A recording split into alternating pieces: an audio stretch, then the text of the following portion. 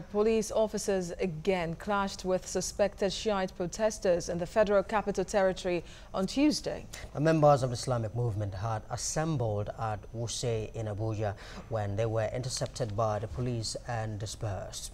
They reportedly regrouped and were again confronted by police who fired water cannons and tear gas. They hurled stones in return, and one police vehicle was burnt in the process before the Shiites eventually dispersed. FCT residents want government to do something about the clashes before it degenerates even further. Burn this motor now for my area, for my police now. This doesn't keep people. You don't tire now. Make you tell Baba Buhari now. Make you stop these people. After here, you come Usetu now. Ademola. You can't help this police. You can't burn this motor. Me, you don't affect me. Everybody, you wrong go house. Everybody, you wrong. So later on, we now see tear gas. They fall down. People are running. So when people are running, those people there, the police people, they are pushing those people. So one of them jumped on the car and burst the glass. So somebody, they tell him, no, stop. No, he didn't stop. He don't jump and put the fire inside the car. The government know everything. And me, I advise the elders that they talk to the Mr. President to find the solution, how to solve this problem. You understand? Because all this is not good for our country. All right, let's bring in a security expert, Benro Olajuyigbe, on the phone from our Abuja studio to talk to us more about this. Thank you very much indeed for joining us this time, Benro. Thank you very much. All right, let me start by asking, the clashes we are seeing at the moment, could they have been avoided? Yes, it's an avoidable crisis that we are seeing now. Just simple things like obeying the rule of law, obeying court order will have bridge off this of our space. So it was avoidable. It was insistence on what the government call security risk. Right. And threat to the state.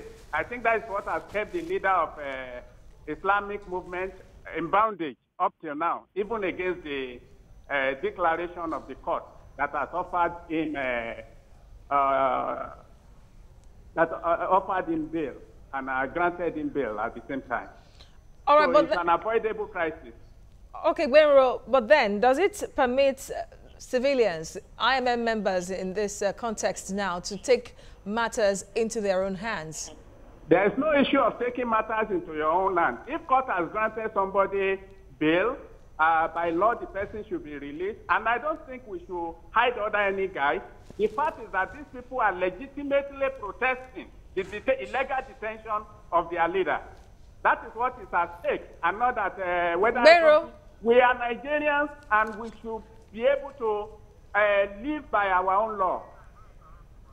Well, let's just clarify first of all, because these people allegedly burnt public property, police car, and those that were arrested, they were found substances of arson that they can use to burn property with them, and illicit drugs. And you're saying that they're not amiss here when it comes to being on the side of the law? Illegality, let me put it in a better perspective. Okay. What I'm saying is that we cannot condone illegal acts from any quarter, whether from the state or from the people. What I'm saying is this: as long as you continue to repress people, what you are making inevitable is violence. Okay. If you don't obey common law, inevitably you are calling for violence, which is not good for our society. How long will people be sunk? That is the issue. You can't keep on repressing people and you don't want them to react. It's just like beating a child. At the same time, you don't want him to cry. All right. Now that we have found ourselves where we are at the moment, and just as you rightly mentioned as well, there have been pronouncements to let the man go, to free him. And these people are legitimately asking, that is the only thing they are asking, that look, release our leader, which the court already has supported. Now that we have found ourselves here, where we are at the moment, what is the solution? Okay, let me just quickly say, what we also have done, immediately the court granted that order of bail, is for the government to have engaged the man even before releasing him. How you do it is that, first of all, you are not going to let the man go. You can release him under what you call, there's nothing called protective custody when court has granted the bail. But if you feel that it's a threat to security of the nation, what you ought to have done is to place him under house arrest and screen those who have access to him outside his family members. But that can still be achieved now. Release the man to his house, then you can now offer him protection in form of screening those who will have access to the man outside his family members or his doctors or those who have critical issues to do with him that are open and that government can actually affirm that this meeting with him by any group or any person is necessary. All right. That can still be done now. Okay. Okay, but then some have accused IMM members, some IMM members anyway, of being too confrontational. They are ready to face any security official regardless of the person's status. And we've seen so many instances of that. So the government has said that the El Zakzaky could be a threat and they are protecting him anyway in his own interests. You are saying that that is not good enough? You can't protect somebody in his own interest when he's asking you to grant him bail. It's not logical. And let me equally state that you said they are confrontational. The fact of it is that every conflict, every violence has its own spectrum. It starts from negotiation. Before you negotiate with people, you convince the people, and if that is breaking down, then the issue of confrontation can come up. But when you don't give space for people for expression, what you are going to get is confrontational attitude like we are seeing now. The fact is that we are in democracy. The opportunity of democracy is that even those who are characteristically different from you in terms of your view, in terms of your perspective, must be tolerated and must be accommodated. Even at the end of the day, you might not take their view, but accommodate their view, convince them within the law of the Federation. That is what is expected to be done.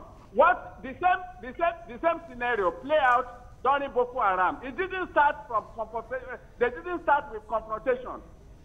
They started by just playing their religious game without any violence. But when violence was unleashed on them eventually, they became another thing. They became the monster we are trying to cage now. And I don't want this one to get to that level. No matter how bad a citizen is, it cannot be bigger than the state. But there is a better way, a better platform, better instrument of law that can be used to address such issues so that the purpose of law is to reduce violence. And civilization is about the number of violence you are able to avoid in your country, the number of crises you are able to prevent in your country. That is the whole ethos of about civilization. And I think we should live like a civilized people too, through tolerance, attribute of tolerance, through attribute of rule of law, appreciating equality before the law, and of course supremacy of law, which are the triples of good governance. All right. You just made reference to what I wanted to talk about earlier, the emergence of Boko Haram, when the leader, Mohammed Yusuf, was eventually killed, and that developed into the monster that we're having at the moment. I was going to ask, are we not also going in the same path? Let me just paint a scenario for you to appreciate what we can still do to avoid crisis now. Assuming that this man died in the custody now, can you now begin to envisage the type of consequence that we follow it? The better we take a firm and quick decision in terms of accommodating people, the better for all of us. Some people have been killed now, innocently killed, for no just cause. And let me equally state that if you detain a person because it's a threat to national security, and in the course of the protest now, over 100, 200, 300 people have been killed. Which one is this? Are we not getting what you are trying to avoid in the first place? Okay, we are already getting what we want to avoid. The government is not about ego. Come off your horseback and begin to look at what ameliorate the situation as it is now. I have suggested the release of the man into house arrest form, place him under watch. Those who will meet him, you just screen them and allow access of his family members to him. And you cannot prevent others who have no business to come near him. That is a better way of doing this thing. But then, ultimately, the court must be obeyed. The laws are there for us to checkmate disorder in society. As long as you insist on not obeying court, as long as you continue to define what constitutes national security, there will be threats to generality of Nigerians and Nigeria as a nation. All right, what strategy do you think IMM members can deploy now to at least stop this confrontation and further killings of their members? Because the 400 members of IMM that have been arrested, well, the police says is going to charge them with terrorism. Let me tell you how that can be achieved. The only way to achieve that now is to release the leader, whether into house arrest temporarily, and ask the leader to address his followers. I think that will solve most of these problems. The moment he makes pronouncement or address his followers, they are likely to obey. Religion is a very dangerous thing to manage. And if you mismanage that, you are going to get headlong of crisis and violence. So we better avoid it. We better prevent it now. We don't need to be losing life or killing our people. Whether they are different from us or not, the fact is that they remain Nigerians and they should be treated as Nigerians under the law of Nigeria. All right, now both sides are trading words already. The members of the Shiites are saying, look, we were confronted.